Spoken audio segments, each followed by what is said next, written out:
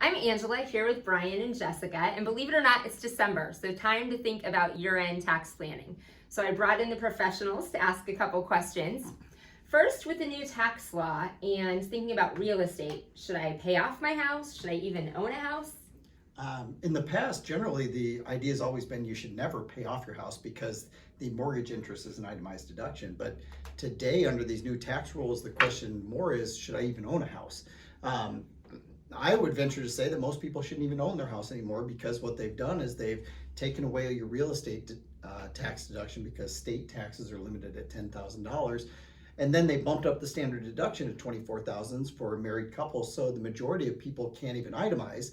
So you're not getting any benefit of your real estate taxes, and you're not getting any benefit of your mortgage interest. So now you have to go back to, well, is my house a good investment? And for the most case, a house is not a good investment. Something to think about.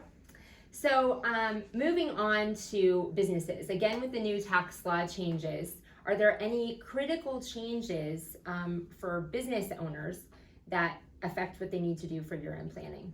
Yeah, so actually there were a lot of changes for business owners with the new tax laws, but the most important one and the biggest change was the qualified business income deduction, also known as QBI. And that is a pretty complicated deduction that takes a lot of calculation.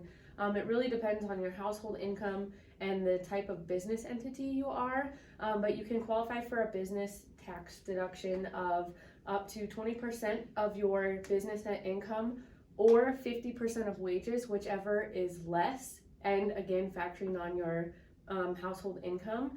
However, what we see is a lot of business owners, especially when they're doing their taxes themselves, are not taking advantage of this deduction, so that ends up being money down the drain. So finally, a rather broad question, but anything else that I can do before the end of the year to save me money on my taxes? Well, the first thing I always suggest to people is to fund their own retirement. If cash flow dictates, and we can do it, then the first thing you do is you put money from your right hand and put it in your left hand and actually get a tax deduction for it. But there's a variety of other things that you can do. We could get into a flex spending account for dependent care or health or for medical expenses. Possibly consider a HSA, a health savings account. Also, if you own a business, there are things that you can do as far as revenue recognition before the end of the year, or lack thereof, or maybe speeding up some of your expenses. And those are all things that compound on Jessica's QBI deduction, the things that you really have to balance. And we can only do these things before the end of the year. If it's after January 1st, it's too late.